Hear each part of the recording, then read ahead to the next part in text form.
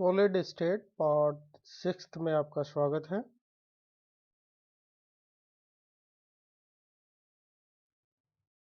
Law of crystallography. Crystallography के क्या नियम हैं?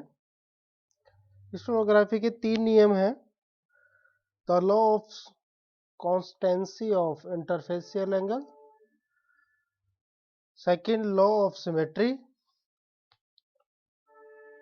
और थर्ड है लॉ ऑफ रोटेशनल इंडेक्स।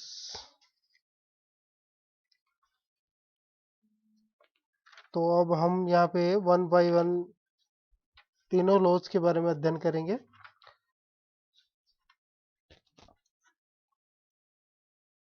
सबसे पहले लेते हैं हम law of constituency of interfacial angle.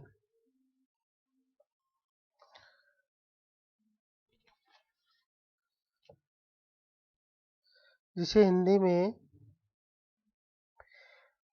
अंतराफलक कोण की स्थिरता का नियम कहते हैं। एक पदार्थ के विभिन्न प्रकार के क्रिस्टल हो सकते हैं। कोई भी पदार्थ है उसके क्रिस्टल के कई रूप हो सकते हैं और एक ही पदार्थ के विभिन्न क्रिस्टलों में अंतराफलक कोण का मान सदैव समान होता है। और किसी क्रिस्टल का एक से ज़्यादा प्रकार के अगर क्रिस्टल है तो उन सभी क्रिस्टलों में इंटरफेसियल एंगल का मान हमेशा क्या होता है? कांस्टेंट होगा, समान होगा। तो यहाँ पे एग्जांपल से इसको और अच्छे से समझते हैं। किसी क्रिस्टल की ज्यामिति उस वातावरण द्वारा निर्धारित होती है जिसके उसका निर्माण होता है। अर्थात कोई भी क्रिस्टल है, किसी भी पदार्थ का क्रिस्टल बनाया जाता है तो उसकी ज्यामिति किस विधि से बनाया गया है उसके ऊपर निर्भर करती है। तो यहाँ पे देखिए सोडियम क्लोराइड है। सोडियम क्लोराइड की 3 तरीके से यहाँ पे मेथड है, प्रोसेस है। प्रथम है उदासीन माध्यम में यह घनीय क्रिस्टल के रूप में होता है। यूरिया में यह अष्टफलकीय क्रिस्टल होता है और गोंद में यह पेड़ की आकृति के समान क्रिस्टल बनाता है। अर्थात सोडियम क्लोराइड का अगर 3 अलग अलग प्रोसेस से क्रिस्टल तैयार किया जाता है तो 3 तरह के क्रिस्टल बनेंगे: घनीय क्रिस्टल, अष्टफलकीय क्रिस्टल और पेड़ के आकार के क्रिस्टल। अब इन तीनों प्रकार के क्रिस्टल का अगर इंटरफेसियल एंगल ज्ञात किया जाए किसके द्वारा? गोनियोमीटर के द्वारा, तो इन तीनों क्रिस्टल में इंटरफेसियल एंगल हमेशा स्थिर रहेगा। अर्थात वो तीनों में 90 डिग्री पाया जाता है।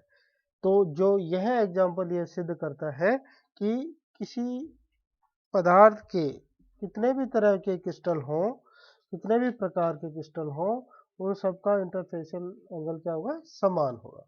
इसे दूसरे एग्जांपल के द्वारा भी हम समझते हैं। यहाँ पे देखिए बाह्य आकृति, आकार और स्वभाव विभिन्न फलकों के अपेक्ष विकास पर निर्भर करता है। जो हमने इससे पहले वाली लाइन पे किया कि क्रिस्टल का आकार कैसा होगा, स्वभाव कैसा होगा, वो किस विधि से बनाया गया उस पर निर्भर करता है। लेकिन दो संगत फलकों का मान सदैव समान होता है और जो फलक आपस में जुड़ते हैं इनका मान हमेशा क्या होगा? समान होगा। फॉर एग्जाम्पल क्वार्टज के लिए सभी आकृतियों में इंटरफेसियल एंगल का मान क्या है? 120 डिग्री। अर्थात जो क्वार्टज है उसको अलग अलग विधि से बनाया गया। यहाँ पे देखिए क्वार्टज के अलग अलग तरीके से के क्रिस्टल है और इन सभी क्रिस्टलों में देखिए इंटरफेसियल एंगल क्या है? 120, 120, 120, 120। अर्थात तीनों जितने भी क्रिस्टल आपको सामने दिखाई दे रहे हैं उनमें इंटरफेसियल एंगल क्या है? 120। अर्थात यह नियम सिद्ध हुआ कि एक ही पदार्थ के अलग अलग तरह के अगर क्रिस्टल है तो उन सबका इंटरफेसियल एंगल क्या होगा? समान होगा। अब सेकंड लेते हैं हम law of symmetry. Law of symmetry क्या कहता है कि all crystals of the same substance possesses the same element of symmetry. अर्थात किसी पदार्थ के कितने भी क्रिस्टल हों वो सारे के सारे क्रिस्टल क्या है?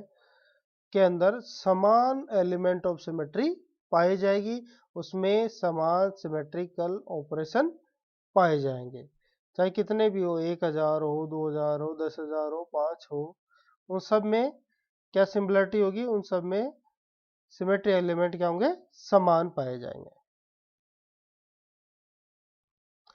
तो यहाँ पे सवाल आता है कि सिमेट्री एलिमेंट है क्या, समान तो पाए जा रहे हैं क्रिस्टल में, लेकिन है क्या ये सिमेट्री एलिमेंट। तो सिमेट्री एलिमेंट क्रिस्टल के अंदर तीन रूप से डिवाइड किए गए हैं, एक सेंटर ऑफ सिमेट्री, दूसरा एक्सिस ऑफ सिमेट्री, और थर्ड है प्लेन ऑफ सिमेट्री। तो क्रिस्टल के अंदर किसी भी क्रिस्टल में तीन तरह की सिमेट्रीज पाई जाती हैं। तो लेते हैं सेंटर ऑफ सिमेट्री।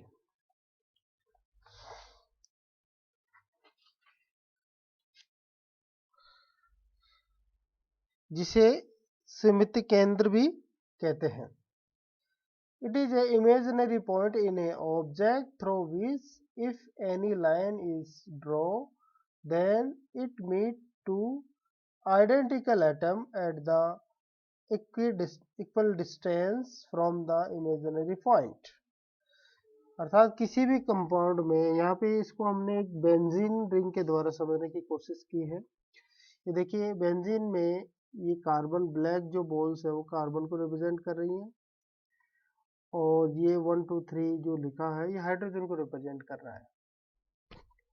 अगर इसके कोई भी अपोजिट एटम ग्रुप के ऊपर लाइन खींची जाती है, इससे जैसे हमने अपोजिट ये हाइड्रोजन या ये कार्बन लिया और अपोजिट में इसको स्ट्रेट लाइन खींची, इसी तरीके से दूसरी स्ट्रेट लाइन अपोजिट एलिमेंट्स के ऊपर खींची, तीसरी लाइन खींची हमने इमेजिनरी लाइन एटम्स के अपोजिट एटम्स के में, तो ये सारे के सारे लाइंस क्या एक पॉइंट पे आके मिल जाती है, और इस पॉइंट को ही क्या कहते हैं, सेंटर ऑफ सिमेट्री।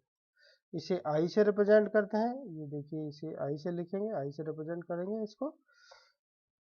और यह है जो क्यूब होता है, क्यूब के अंदर भी यह सेंटर ऑफ सिमेट्री पाई जाती है। अब वो क्यूब में कैसे पाई जाती है, देखिए क्यूब में ये कॉर्नर है, इसका ठीक अपोजिट कॉर्नर कौन सा है, ये वाला, और इस पे स्ट्रेट लाइन पास करेंगे तो एक बिंदु से गुजर रही है। इस तरीके से इस कोण का एंटी क्या होगा, ये कोण होगा, इस पे से स्ट्रेट लाइन पास कराएंगे तो ये देखिए एक पॉइंट इस पॉइंट से गुजर रही है।